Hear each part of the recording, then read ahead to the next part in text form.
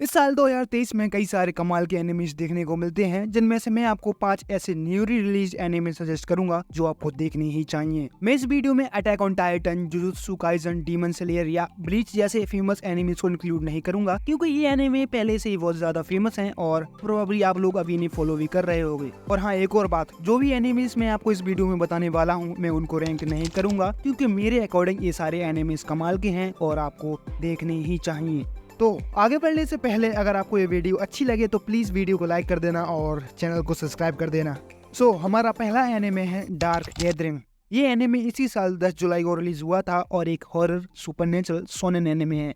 ये स्टोरी है केतरो की, जो कि एक कॉलेज फ्रेशमैन है और इससे भूतों से नफरत है, क्योंकि केतरो के पास कुछ सुपरनेचुरल स्किल्स या पावर बोल सकते हो, जिससे वो गोस्ट को फील या अपनी तरफ अट्रैक्ट कर सकता है। और इसी पावर की वजह से 2 साल पहले केतरो और उसकी फ्रेंड पर एक गोस्ट अटैक हो जाता है, जिससे इन दोनों के हैंड सुपरनेचुरली इंजर्ड हो जाते हैं, जिसे ठीक नहीं किया जा सकता। इस इंसिडेंट से केतरो बहुत ज्यादा डर जाता है, जिससे वो लोगों से मिलना जुलना बंद कर देता है और अपने आप को बहुत वक्त तक एक कमरे में कैद करके रखता है। पर उसकी फ्रेंड एको केतरो की हेल्प करती है उसके सोशल स्किल्स इंप्रूव करने में और लोगों से मिलने जुलने में, जिसकी वजह से वो एक नॉर्मल जिंदगी जीने लगता है और वो कॉलेज के साथ साथ प्राइवेट ट्यूटर की पार्ट टाइम जॉब भी स्टार्ट करता है। और उसकी पहली स्टूडेंट कोई और नहीं बल्कि एको की कजन होती है, जो कि कोई नॉर्मल बच्ची नहीं है, क्योंकि ये भी केतरो की तरह सुपरनेचुरल पावर पोजेस करती है। एक्चुअली याओई उस इविल स्पिरिट को ढूंढने की कोशिश कर रही है जो उसकी माँ की सोल को लेकर चला गया, जहाँ एको भी उसकी हेल्प करती है और याओई चाहती है कि केतरो भी उसमें उसकी हेल्प करे। अब केतरो यहाँ पर एक नॉर्मल लाइफ जीना चाहता है, बट इको और याओई की गोस्ट हंट की वजह से वो किसी न किसी चक्कर में फंस ही जाता है। हमें इस एनिमे में इन तीनों के गोस्ट हंट के एडवेंचर्स देखने को मिलते हैं और हमें देखना है कि क्या ये लोग याओई की माँ को उस इविल स्पिरिट से फ्री कर पाएंगे या नहीं। एनिमे के पहले 8 से 9 एपिसोड में इन तीनों का कैरेक्टर डेवलपमेंट किया जाता है, जहां ये स्टोरी थोड़ी सी स्लो चलती है, बट इसके बाद स्टोरी अपनी पकड़ बना लेती है, जो कि मुझे बिल्कुल सही लगा। इस एनिमे में टोटल 25 एपिसोड होने वाले हैं, जिसमें से अभी लगभग 19 एपिसोड रिलीज हो चुके हैं।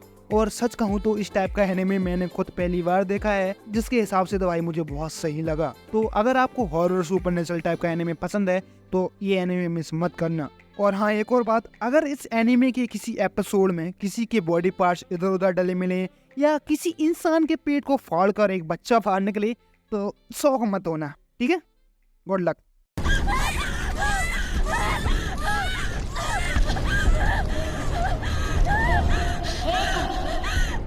हमारा सेकंड एनिमे है रगना क्रिम्सन।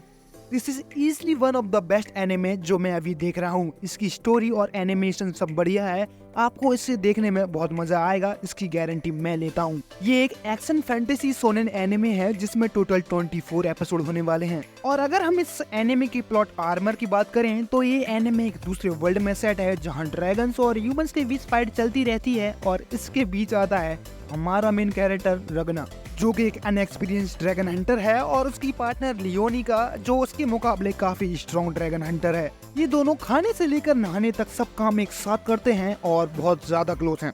I mean, बहुत ही ज्यादा सीरियसली। अब काफी वक्त तक इनकी जिंदगी बढ़िया झकास और अच्छी चलती है, बट आगे जाकर ड्रैगन्स की मेन ब्लड लाइन जो ह्यूमंस का फॉर्म ले सकते हैं और उनके पास ओबी एबिलिटीज हैं, जो उस टाउन पर हमला कर देते हैं जहां रगना और लियोनी का स्टे कर रहे थे। पर फिर स्टोरी में जो आगे होता है, it will literally blow your mind. इसके फर्स्ट एपिसोड से ही ये एनिमे बहुत ही इंटरेस्टिंग और एंगेजिंग हो जाता है। रगना, जो एक वीक और अनएक्सपीरियंस हंटर हुआ करता था, अब उसके पास ओपी एबिलिटीज आ जाती हैं और वो क्रिम्सन नाम के कैरेक्टर के साथ ड्रैगन मोनार्च, जो सबसे स्ट्रॉन्ग ड्रैगन्स हैं, उन्हें एनाहिलेट करने के लिए निकल जाता है। अब वो ऐसा क्यों करना चाहता है, इसके पास इतनी ओपी एबिलिटीज कैसे आई और ये क्रिम्सन कौन है? क्योंकि बिलीव मी, ये बहुत ही ज्यादा मिस्टीरियस कैरेक्टर है, जिसके बारे में अभी हमें ज्यादा कुछ नहीं पता। ये आखिर चाहती क्या है और इसे ड्रैगन से इतनी नफरत क्यों है, जबकि ये खुद ही एक ड्रैगन है। अब मैं आगे इससे ज्यादा नहीं बोल सकता क्योंकि मुझे कोई स्पॉइलर नहीं देना। और अगर आपको ऐसा लगता है कि एक ऐसा एनिमे है जिसका मेन कैरेक्टर ओपी है और सारी चीजें इसके फेवर में जाती हैं, तो नहीं, ऐसा बिल्कुल भी नहीं है। बिलीव मी, आपको इस एनिमे का जो एनिमेशन है, एक्शन है, स्टोरी है, वो बहुत ज्यादा पसंद आएगी और मेरी तरफ से तो एक मस्ट वॉच है, तो मिस मत करना।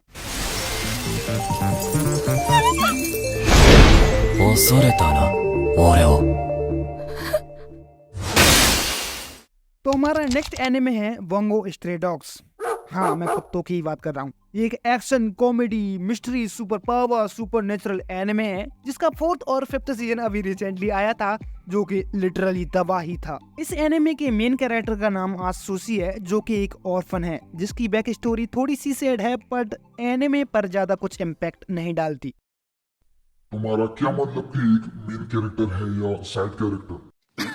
सही पकड़े हैं। इस एनिमे वर्ल्ड में कुछ ऐसे लोग होते हैं जिनके पास एक स्पेसिफिक सुपर नेचुरल एबिलिटी होती है जिन्हें गिफ्टेड कहा जाता है, जो हमारा मेन कैरेक्टर भी है, जिससे वो एक सुपर नेचुरल पावरफुल टाइगर में बदल सकता है। और इस एबिलिटी की वजह से आत्सुसी को डिटेक्टिव एजेंसी में काम करने का मौका मिलता है, जहां ऑब्वियसली सारे लोग गिफ्टेड हैं। जिसके बाद इस एनिमे की असली स्टोरी स्टार्ट होती है, जहां डिटेक्टिव एजेंसी और माफियाज के बीच कॉन्फ्लिक्ट चलता रहता है। बट एक वक्त के बाद चीजें इतनी बिगड़ जाती हैं कि अब बात एक सिटी की नहीं रहती, बट पूरी दुनिया खतरे में आ जाती है। इस एनिमे की स्टोरी ज्यादातर डाजाई नाम के कैरेक्टर के अराउंड घूमती रहती है, और सच बताऊं, जब मैंने ये एनिमे देखना स्टार्ट किया था तो मुझे लिटरली डाजाई इस एनिमे का मेन कैरेक्टर लगता था। और जैसे जैसे स्टोरी आगे बढ़ती है ये एनिमे तो इंटरेस्टिंग होने ही लगता है, बट आपको डाजाई में ज्यादा इंटरेस्ट आने लगेगा। इसका 1st, 2nd और 3rd सीजन तो कमाल का था ही, बट इसके 4th और 5th सीजन को आप इस एनिमे का पीक कह सकते हो। तो आपको इस एनिमे को देखना ही देखना है, चाहे कुछ हो जाए। तो हमारा नेक्स्ट एनिमे है हेल पैराडाइज, जो कि एक मस्ट वॉच एनिमे है। अब मुझे नहीं पता कि अभी आप लोग क्या देख रहे हो, बट अगर ऐसे ही टाइम पास के लिए फालतू कुछ देख रहे हो तो उसे छोड़ो और इससे देखो। सही में I mean this is easily one of the best new anime of 2023। इस एनिमे में जिस तरह से हमारे मेन लीड का कैरेक्टर डेवलपमेंट किया गया है, और फिर जिस तरह से इसके साइड कैरेक्टर्स पर भी फोकस किया गया है, वो सही में बहुत बढ़िया था। और फिर इसकी स्टोरी तो कमाल की थी ही। ये एक action adventure historical fantasy shonen anime है, और इसके प्लॉट आर्मर की बात करें तो ये एनिमे जापान के ईडो पीरियड में सेट है, जहां हमारा मेन कैरेक्टर एक निंजा है जो कि एक रूथलेस किलर है, और उसमें इमोशन वगैरह कुछ नहीं है, टोटली हॉलो। अपना मेन कैरेक्टर गावी मारू अपनी ही फैमिली के द्वारा सेटअप किया जाता है और उसे डेथ सेंटेंस की सजा सुनाई जाती है, और अब उसे भी अपनी लाइफ में कोई इंटरेस्ट नहीं रहता और बस मर जाना चाहता है। और गावी मारू को बाद में ये रियलाइज होता है कि वो अपनी वाइफ से बहुत ज्यादा प्यार करता है और उसके पास वापस जाना चाहता है, जहाँ उसे फाइनली एक मौका मिलता भी है, जहाँ गावी मारू को दूसरे प्रिजनर्स के साथ मिलकर एक पैराडाइज नाम की आइलैंड पर जाकर अपने राजा के लिए अमृत ढूंढ कर लाना होगा। पर ये आइलैंड कोई नॉर्मल आइलैंड नहीं है, इसे लोग पैराडाइज समझते तो हैं, पर ये किसी हेल से कम नहीं है। इस एनिमे में बहुत सी अनोखी और मिस्टीरियस चीजें देखने को मिलती हैं, जो उसे एक मस्ट वॉच एनिमे बनाती हैं। और इस एनिमे के एंड में जो होता है वो आपको सोचने पर मजबूर कर देगा कि क्या ऐसा हो सकता है, और ये बात तो फिर आपको एनिमे देखकर ही पता चलेगी, तो जरूर देखना, मिस मत करना। This place isn't heaven. It's a hell made to punish criminals for their sins. Shut up already. Sins, sins, sins. I'm sick of it. तो बात कर लेते हैं हमारे लास्ट एनिमे की, जो कि है इमिनेंस इन शैडो। ये एक बहुत ही अंडररेटेड एनिमे है, और मुझे समझ नहीं आता कि ये और एनिमेस की तरह इतना फेमस क्यों नहीं है। ये एक action comedy fantasy isekai reincarnation anime है, जहां ऑब्वियसली हमारा मेन कैरेक्टर सिड हमारी दुनिया से मरकर एक दूसरी दुनिया में रिइंकार्नेट हो जाता है, जिसके बाद जो स्टोरी में होता है उसे देखकर आपको परम सुख की प्राप्ति होगी। आजा मेरी ककड़ी, मेरी ककड़ी। अरे मैं हरीम और हिंटाई की बात नहीं कर रहा यार। अब जब ये बात आई जाती है तो बता दूं कि मुझे ये बिल्कुल भी अच्छा नहीं लगता जहां हमारा मेन कैरेक्टर ओवर पावर्ड हो और उसके चारों तरफ लड़कियां हो, और जहां सिर्फ हरीम और हिंटाई का मॉल चलता हो। झूठ बोल रहा है। No no no no, I am telling you. हाँ, वो माकिमा और मिसाका की बात अलग है यार। तो सीधी बात ये है कि इस एनिमे में इतना ज्यादा कुछ ऐसा नहीं है। हाँ, माना कि एक इसेकाई एनिमे है जिसमें हमारा मेन कैरेक्टर ओपी है, बट जिस तरह से इस कैरेक्टर को दिखाया गया है उससे आपको प्यार हो जाएगा। सिर्फ सबके सामने तो एक साइड कैरेक्टर की तरह रहना चाहता है, पर दूसरी तरफ उसे इमिनेंस इन शैडो बनना है। मतलब वो शैडोज में छुपकर जो करना चाहता है वो करता है और सबको सरप्राइज करके चला जाता है। सिद्ध को इससे कोई फर्क नहीं पड़ता कि वो जो कर रहा है वो सही है या गलत, उसे बस एक चीज से मतलब है, और वो है पैसा, जिसके लिए वो कुछ भी कर सकता है। इस एनिमे का अभी रिसेंटली 2nd सीजन स्टार्ट हुआ है और मुझे देखने में बहुत ज्यादा मजा आ रहा है। एक पीस इसेकाई एनिमे है जिसे आपको मिस नहीं करना है। और ये मेरे लिए कोई one of the best isekai anime नहीं है, but for me this is the best isekai anime. तो यही थे वो 5 एनिमे जो आपको देखने ही चाहिए नो मैटर व्हाट।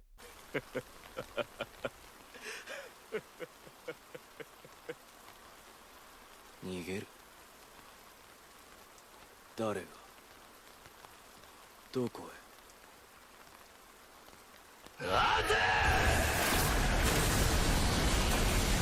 遊びは終わりだ。青君よ、そして知るがいい。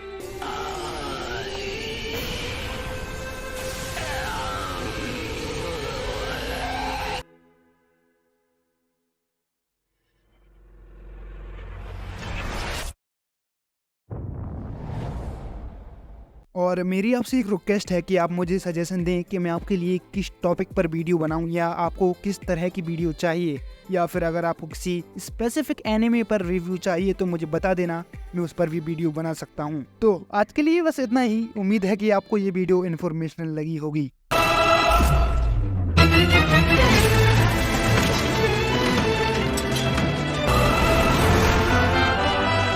今宵の遊びはここまでだ、女王。お名前をお聞かせ願えるかしら、紳士様。アイ、アナ。お願い待って、メリカ様。リカバリーアトミック。